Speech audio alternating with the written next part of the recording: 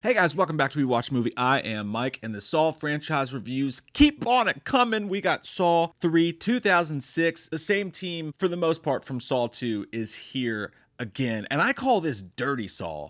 This is like the gross Saw, in my opinion. Now, keep in mind, after this one, I really don't remember much of anything. But I'll say this, Saw 3, I've seen a handful of times, and I always remember if this is the nasty one. Like, not so much in the traps, it's just like the gross one. It's the gooey one, like the fucking bottom of a sewer with poop in it. So the movie picks up with Detective Matthews in the grody poo-covered bathroom from the first movies. Fun fact about this, the Saw 3 people asked Scary Movie 4 if they could borrow the set that they made for Saw, the exact replica of the original bathroom, to parody the movie, and they said yes. So they're actually on the Scary Movie 4 set, which is fucking hilarious. But anyways, Detective Matthews is there. He's crying. He's thinking about his son. He's looking around the room, and it's a great what would you do moment because he sees the saw.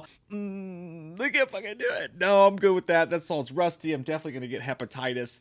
Eventually what he decides on is, and I think it just depends on who you are. It's a great would you rather moment. Would you rather cut your leg with a dirty saw, or would you rather lay there and starve to death and die, or would you rather take the top of a toilet seat, which apparently are made out of goddamn vibranium, or vibranium, adamantium. Take that and beat your own fucking ankle to a pulp till it looks like one of those oversized gummy bears. Super gross scene, super awesome opening to a movie. I love the opening of it.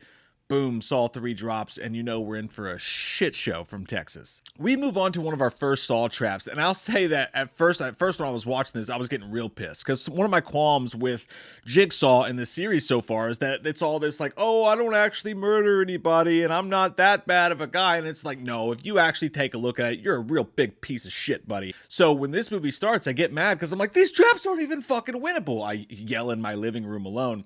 But you'll realize why as we get further along. But the first dude is, it's like kind of sort of a play on Hellraiser in a weird way. But this dude standing in there, and for some reason he's in a classroom, but he's got all these hooks on him, the chains, and basically all he has to do is walk out of there. But he's just got gigantic Strangeland D. Snyder level fucking piercings throughout his entire body. And it's really not that bad. Would I want to do it? Fuck no. But in the world of Saw traps, it's not that awful a situation until you get to this guy right here. This fucking bull-sized, just goddamn ring of steel that goes through the back of his chin and through his mouth. Oh, God, it just hurts to think about. And I'm thinking the whole time, like, that's the only one that bothers me. Unless there's one to his dick or balls I don't know about. Maybe his gooch, the taint. Ow, that would be painful. But I'm thinking, I don't even know if you could. Like, even if you, as hard as you can, just jerk that thing. Just jerk that thing as hard as you can. If you jerk the thing as hard as you can, I gotta stop. Then I think you would probably just dislodge. I don't know if you could actually rip through the chin with that. And I don't think I would want to. I was thinking almost all these cell traps, I'm like, I would have done it to survive, for my kids or whatever. But when we got to this one, I was like, I don't think I can pull that thing out of my chin. I think I'm just going to go, fuck it, because you won't be able to talk, But I don't know if you actually could. And even if you did, you'd walk out of there with your jaw just like dick dangling off your chin. No, thank you. No, says I. But anyway, and he doesn't. And he does the same thing everybody else does for our entertainment, I guess. He goes through all the pain of ripping all the one in the Achilles was rough. He goes through all the pain of ripping all the stuff out of him, only to die just, doing this number to his face because he just runs out of time because he takes too long. We move on to Detective Dina Meyer, and she ends up getting picked up by the pig mask picker-upper guy, and then she gets put in her own trap, which is a trap where she has to put her hand in a vat of acid to get the key to unlock the chest piece, which is like dug into my hip. Your gun is digging into my hip before the thing just springs open and just rips her all over the place. I feel like this is one of the easiest Saw traps personally. Like, it's not fun at all, but I could get my hand in and out of there. I definitely would have done it a lot quicker than she did. I mean, it's like when you have to like grab a noodle out to like see if the noodles are done. I don't know why I use my hands. That's a terrible example, but like, just gotta fucking, fuck my hand. Ow, that hurts. And then the hard part would be undoing the thing while your skin is like gooping off of you and like, and anyways, she gets out of it and then it's like she does it and then the fucking thing won't come open and then the door opens and then she blows up anyway. So immediately you're like, okay, copycat killer maybe, something like that. Regular can of backer, No, says I. We just rolled through to a party. It turns out that this is actually Amanda doing all this, and she is, as we knew from the end of the last movie, Jigsaw's apprentice. She's going to take over his work after he's dead, and we spend a good portion of the movie thinking maybe he is dead. But eventually we find out he's not, and they kidnap this girl who was one of Lawrence Gordon's doctors. Lawrence Gordon. Finkel and Einhorn. She was one of Carrie L's doctors, who we still haven't seen or heard from or found his dead body anywhere to this point in the franchise. But she was one of his doctors when Tobin Bell's character was there for his tumor in his head, his inoperable tumor. And so they kidnap her, and him and Amanda put this contraption around her neck. It's like a Black Panther necklace, only it's full of shotgun shells. It's like, I think they overdid it a little bit. Like there's like a shotgun shell every 5 inches just to blow her head to smithereens. And if his heart stops at any point, if he dies, it goes off. If she tries to escape, it goes off. It's actually a pretty cool idea. It's pretty genius. But just a little overkill with the shotgun shells, but we'll get to why that was cool and gnarly at the end of the video. But yeah, it's actually a really interesting idea. He wants to do one more game of risk, trouble, sorry, however you want to put it, with this guy whose son was killed by a drunk driver. Drunk driver hit his son on a bicycle. And he spends all of his days, he's become a shitty father to his other daughter. He's become a shitty husband to his wife. He drinks and he just daydreams all day long about murdering this guy who got off with a 5-month sentence for drunk driving and killing his son on accident. And he wants to put this guy through this grand scheme of games where he has to go through and he has to meet the witness that didn't show up to court or that didn't tell anybody what she saw, and meet the guy who did it and actually forgive them and teach him forgiveness so that forgiveness is more than saying sorry. He'll value the life that he has left and stop, as they told Dina, living with the dead. Pause. I got to talk about this real quick. I think that the motivation, Jigsaw's motivations in this movie are the worst that they've been, starting with Dina, Detective Dina.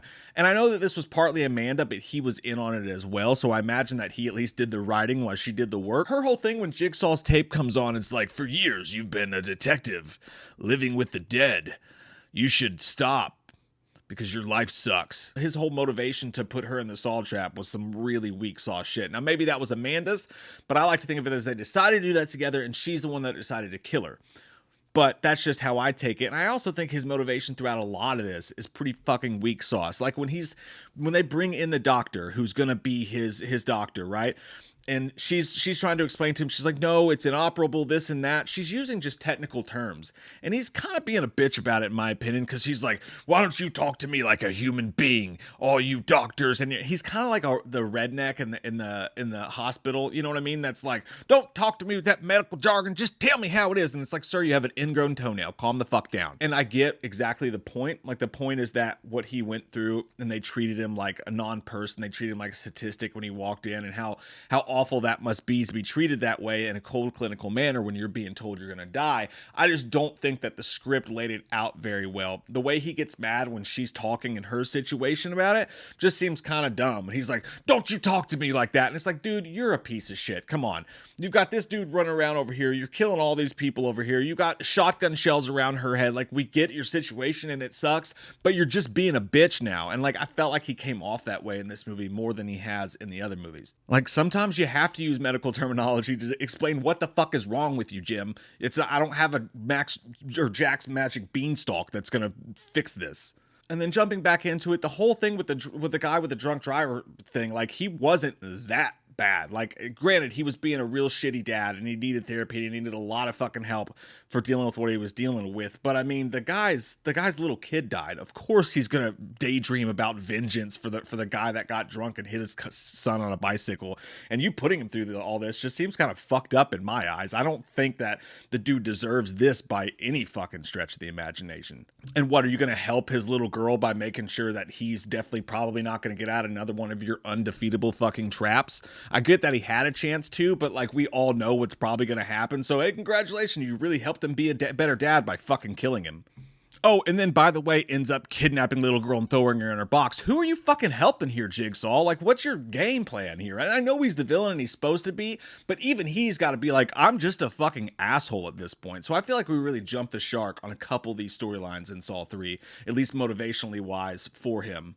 But anyway, we get to the dad in his haunted house of horrors and he goes in, and we got the kill that I like to call Dentine Booby Ice, when that girl's standing there naked with all the chains around her, and she was a witness who didn't go to the cops. And I'm also like, how did Jigsaw know that? If nobody else knew and the judges didn't know and no one knew about this lady, how did you know about it if you didn't know about him? Anyways, she's hanging there in this freezing cold room, and a very simple but very mean trap. The fucking sprinklers just come on every once in a while, like the ninth hole at 9 o'clock in Happy Gilmore. Just spray her down a little bit. You get a little bit of that Jason X type of kill going on.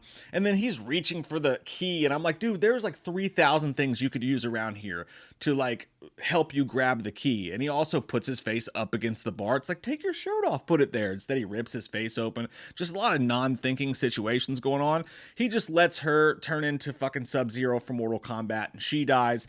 Moves on to the next one, and this is one of the next nastiest traps in the whole fucking series. I hate this trap. When I knew I was going to watch this movie again, I thought immediately of this moment and was just like, ooh, fucking ooh.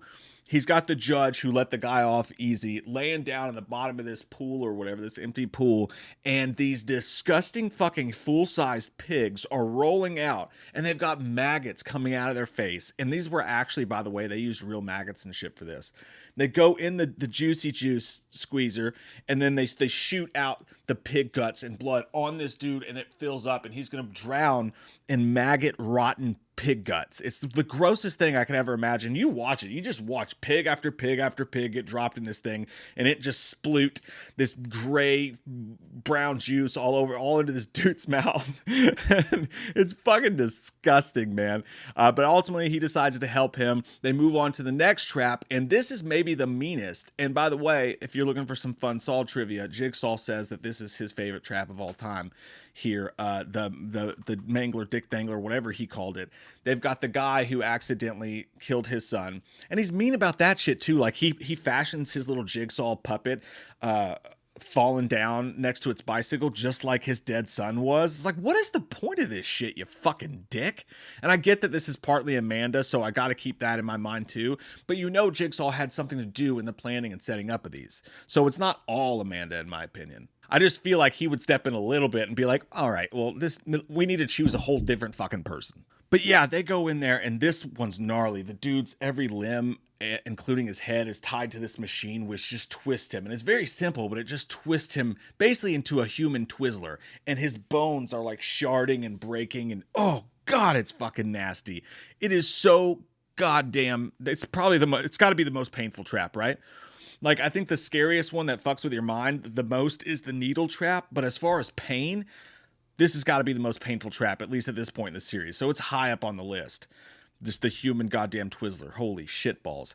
But there's the key sits in front of this shotgun, and it just so works out perfectly for the guy that the judge, who's definitely going to turn him in for accomplice to murder for sitting and watching this happen for at least a good goddamn 25 minutes before he decides to help, just gets shot in the face with a shotgun. But damn, the practical effects are great in that scene. That dude's face is gnarly. I mean, he just steps into a fucking shotgun blast. You know, like we were back in the day when you were kids and you'd always be playing wiffle ball and shit outside. I think everybody at least at one point has been hit by the errant bat coming around. You're just walking by minding your business and the back of the bat smacks you in the face.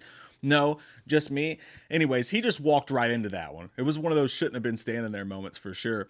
And then he gets there just too late to help the guy, of course, and he's crying like, oh, I'm trying to help. And it's like, no, you fucking weren't. You're just, you could have fucking helped. You just waited. You could have watched an entire episode of fucking Frasier before you decided to help. And you know it, you piece of shit.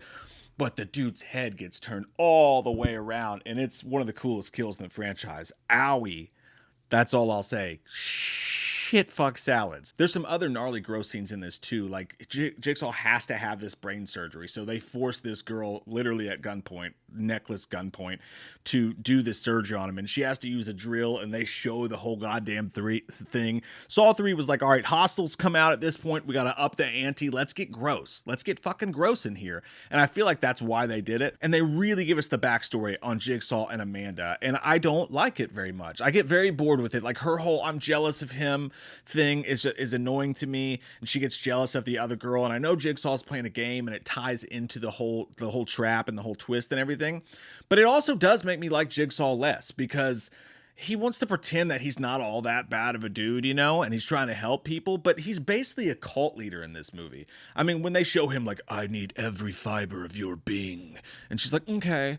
Like, that whole scene that they're doing with them, he just, to me, just seems like your average run-of-the-mill, we're gonna have a Netflix documentary about you later cult leader at that point. Just, what was the point of, she survived, it made her better, and you just keep putting her through the fucking ringer, and you're like, "You weren't healed yet, I had another trap for you, and then another one, but that was a fake one, and now I have another one, but first I need you to do all my work for me, and I'm gonna set you up for a life of misery doing what I do, even though you don't have cancer." I mean, if you just look at this guy for 5 fucking seconds, you're like, you're a fucking dick. Oh, look, I connected the dots. And especially when all this stuff's wrapping up, I get annoyed with him in this. And not Tobin Bell. Tobin Bell's great, but I get annoyed with Jigsaw in this. Like he's like, "Trust me, you don't want to do that because she's tied to you." And is Amanda really that fucking stupid that she doesn't understand that there's a game happening? Like, it's so, everything happening is, it feels like it's so obvious, and everyone's just so stupid. And Jigsaw the whole time's like, "Hey, we're playing a game." And I'm like, we fucking get it, Jigsaw. The point where he comes in and then she, in her jealousy, shoots the girl, ultimately killing everyone. Because the way he had it set up, which was written really well, it was a very well thought out, wild fucking ending scene for sure. And I do give it credit for that. It was like, damn, that's door number 1. Fuck, here comes door number 2. Holy shit, here's this guy. Oh my God, it's a Royal Rumble in the dirty bathroom. That shit was wild. And then we also get to see what happened with Lee Winnell's character, where she went back and murdered him. But that was kind of a pity kill, wasn't it? Because if not, he would have just sat there and just like starved to death and died. And then we get this wild fight between her and Detective Matthews, where he beats the living fuck out of her. I mean, smashes her face up against the wall, but then she does that goddamn Mortal Kombat sweep into his already floppy fucking ankle. That scene was just gross and gnarly. And it was actually a really good fight scene. That shit was entertaining as hell. But all that backstory happens. And when they do this backstory, if you pay attention to the music, I love the music because they mix the Saw dun-dun-dun with like a Broken Arrow type of action soundtrack, and I thought that was really cool. But yeah, once Amanda gets shot and he starts laying out his plan to everybody, I honestly found myself being like, this dude just likes the sound of his own fucking voice. Everyone's bleeding out. Everyone's crying. It's a shit show. And here you are trying to, you know, read everyone the fucking riot act right now. I don't think you're helping anybody. And I think he should be smart enough, I feel like, to realize, like, I've fucking lost the plot. I lost the plot. Nonetheless, a good twist. It was a wild fucking twist, even if it made me like Jigsaw less. I know you're not supposed to like him, but you know what I mean, right? Like, to me, it made him seem less scary in a way, because he almost became kind of basic to me with all of his like basic quibbles with these people that technically really didn't matter in my opinion.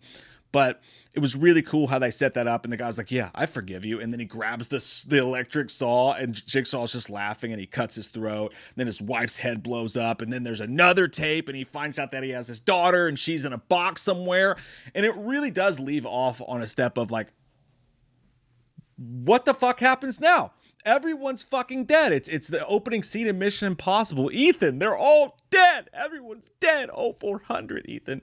They're all dead, Kittredge. And we'll see what happens in 4. I'm excited to see it because they really just blew the whole fucking thing up at the end of 3. So ultimately, I think it was the grossest Saw I've seen so far.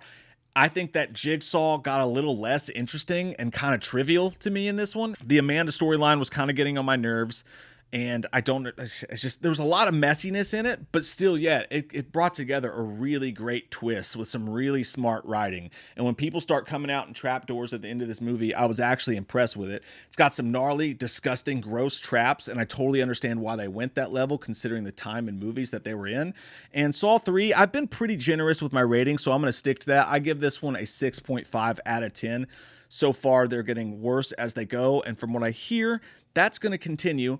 But at this point, still not bad. I enjoy it. I think it's a decent, above average movie for sure. So let me know how you guys feel about it below. I love your all's fucking faces, and we'll see you here for Saw 4 quite soon. Don't forget to click the subscribe button and the bell so that you're notified when we put that out, so we can party in the pig guts together. Halloween never ends, suck my fucking dick, and I don't really care what Blumhouse fucking says. Put him in a box or suck a fucking cock. You can say he's dead, but we all know he's not. Yeah.